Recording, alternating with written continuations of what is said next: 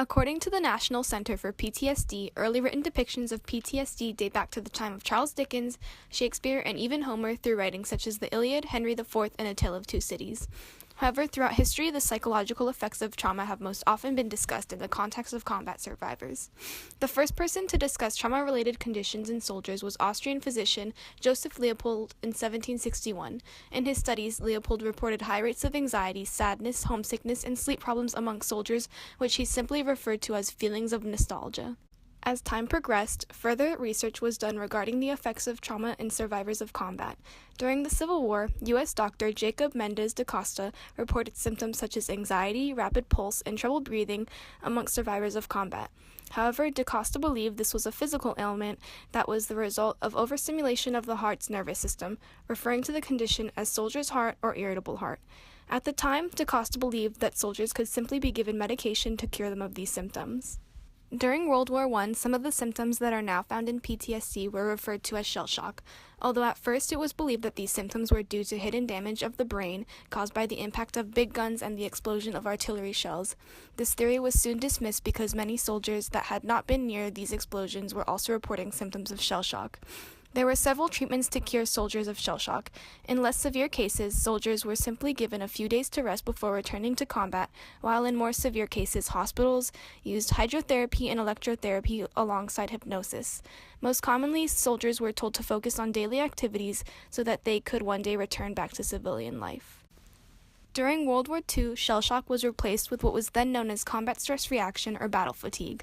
Although many American military leaders did not believe that CSR was real, nearly half of all World War II military charges were a result of it. CSR was treated with what doctors referred to as PIE. This stands for proximity, immediacy, and expectancy. This meant that victims of combat stress reaction were treated immediately so that they could then completely recover and return to war. During this recovery period, it was made sure that soldiers did not experience high levels of stress because this would inhibit their recovery process. PTSD is often spoken about in reference to the casualties of the Vietnam War, but the effects of these soldiers' experience were hardly different from those in the Pacific Front during World War II. The Vietnam War led to a great number of changes in America, coming from a growing anti-war sentiment. This emerging trend of questioning authority challenged the contemporary approach to psychology and psychiatry. Prior to Vietnam, the approach was largely biological, focusing on the chemistry and structure of the brain as responsible for peculiarities and disorders in human psychology. During World War II, PTSD wasn't even in the discourse. The conditions of the Vietnam War led to greater documentation of PTSD symptoms and its recognition as a psychological pathology, leading to the phrase combat stress reaction, CSR for short, coming up as a synonym to battle fatigue. Even with greater documentation, CSR wouldn't become recognized by the name PTSD until 1980, and even then, countless veterans of World War II went undiagnosed because the psychiatry of their time forced them to deal with the symptoms themselves and bury their memories to attempt living normal lives. Gene Barrison, son of Victor Barrison, a veteran of the Pacific War, recalls the sudden manic behavior of his father when woken up, reflecting mental scars under the skin of an otherwise normal individual. Similarly, Eddie Fung struggled with depression and asocial behavior as a result of the torturous conditions he experienced as a prisoner of war doing slave labor for the Japanese. The unveiling of PTSD as a lasting psychiatric condition in veterans initially added a new degree of horror to the perception of the Vietnam War, but looking back further, it can alter the ways in which we perceive World War II as causing not just physical scars, but even more permanent mental ones in survivors. Given the particularly brutal nature of combat in the Pacific War, soldiers on both sides experienced profound physical and psychological trauma over the course of long campaigns. This reaction to both stressors was known at the time as combat stress reaction or battle fatigue. Many soldiers who survived these campaigns never spoke of their experiences. The best way for us to understand the burden these men shouldered comes to us from the accounts of soldiers like E.B. Sludge, who penned with the old breed about his service on Peleliu and Okinawa.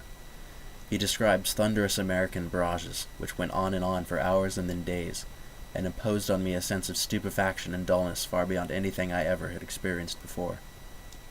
U.S. Marines and Japanese soldiers alike endured a seemingly endless onslaught of mortar fire and shelling.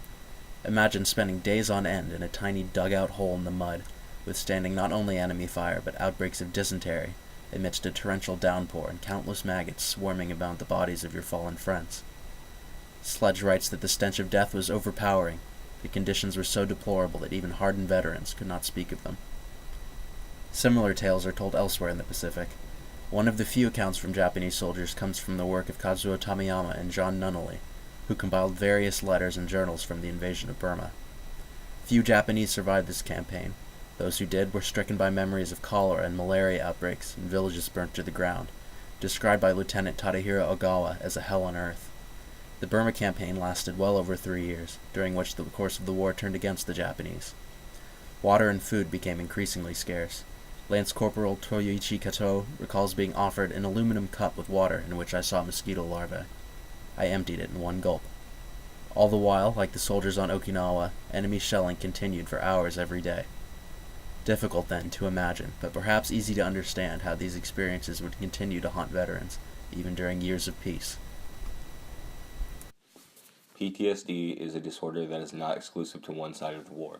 Both the Japanese and Americans suffered from PTSD during and after the Asia-Pacific War. For Japanese soldiers, PTSD was leaving tangible impressions in the form of higher suicide rates. It is important to address the topic of unauthorized military death, examining suicides and attempted suicides that aroused the concern of Army authorities. In response to Japan's escalating war with China and the other Allied powers, the number of conscripts rose from 170,000 in 1937 to 320,000 in 1938, which means they nearly doubled over the span of a year. This led to more suicides in the period from 1928 to 1938. The average annual number of suicides had been about 120 persons within that 10-year span, and in 1938 alone, the figure climbed to 156 persons. It was calculated that the suicide rate among military personnel during 1938 was 30 persons for every 100,000, which greatly exceeded the average rate for the nation's general population. These statistics come from the Asia-Pacific Journal, co-authored by Janice Matsumura and Diana Wright. Expert Japanese psychologist Suzuki Akihito notes that Japanese civilians were indoctrinated into believing that there were quote-unquote good and bad suicides. It appeared that coping with PTSD was extremely difficult in Japanese soldiers due to Bushido, the traditional samurai's honor code. Bushido upheld honorable death as one of its core principles and values. Bushido also functioned as a quasi-national identity, which then further exacerbated the traumatic effects of PTSD. American soldiers faced a different problem when confronted with PTSD.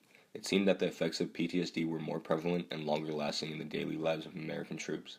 Despite the expensive use of psychiatric screening for selection, medical personnel were puzzled that although over 1 million soldiers were screened out for psychological reasons, there continued to be a staggering number of psychiatric casualties in war. In fact, even soldiers who had fought bravely on previous tours were being affected. It is estimated that 1 of every 20 World War II veterans experienced PTSD. Overall, 25% of casualties were caused by war trauma, and this rate was even higher, 50%, for soldiers engaged in long, intense battles. In fact, so many soldiers were affected that psychiatrists were confronted with the reality that psychological weakness had little to do with subsequent distress in combat. Thus, the terminology changed from combat neurosis to combat exhaustion, or quote-unquote battle fatigue. To combat battle fatigue, in 1946, the National Mental Health Act was passed, which provided for the expansion of mental health facilities, including centers that would treat mental health problems in veterans. Overall, it is apparent that PTSD had more long-term effects on mental health for American veterans. This information was given by the Public Broadcasting Service. Today, post-traumatic stress disorder, or PTSD, is seen as a psychological disorder. There are specific criteria for diagnosis outlined in the Diagnostics and Statistical Manual of Mental Disorders, 5th edition, or DSM-5. The DSM is a manual created by the American Psychiatric Association that is updated about every 6 or 7 years that classifies mental disorders and outlines special criteria for diagnosing mental illnesses. The DSM-5 classifies PTSD under the trauma and stress-related disorders. According to the National Center for PTSD, the DSM-5 outlines 8 criteria for PTSD as follows. Criteria A. The person is exposed to death, threatened actual or threatened serious injury, or actual or threatened sexual violence in at least one of the following ways. Direct exposure, witnessing the trauma, learning that a relative or close friend was exposed to a trauma, or indirect exposure to aversive details of the trauma, usually in the course of professional duties such as first responders, medics, and combat veterans. Criteria B. The traumatic event is persistently re-experienced in at least one of the following ways. Intrusive thoughts, nightmares, flashbacks, emotional distress after exposure to traumatic reminders, or physical reactivity after exposure to traumatic reminders. Criteria C. Avoidance of trauma-related stimuli after the trauma in at least one of the following ways: trauma-related thoughts or feelings, or trauma-related reminders. Criteria D.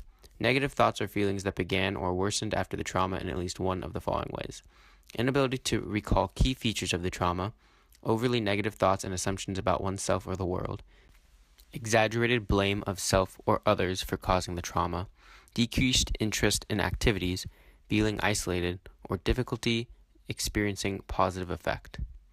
Criteria E. Trauma-related arousal and reactivity that began or worsened after the trauma in at least one of the following ways: irritability or aggression, risky or destructive behavior, hypervigilance, heightened startle reaction, difficulty concentrating, difficulty sleeping. Criteria F. Symptoms last for more than 1 month. Criteria G. Symptoms create distress or functional impairment. Criteria H. Symptoms are not due to medication, substance abuse, or other illness. Even though the DSM-5 has a highly structured criteria, Hinton and Good point out in Culture and PTSD that general and complex trauma can come in many different forms and does not always take the form of PTSD. There are other forms of trauma that can come from similar sources such as combat. Hinton and Good also point out that trauma can be accompanied by DSM symptoms and others such as depression, anxiety, substance abuse, or poor emotion regulation.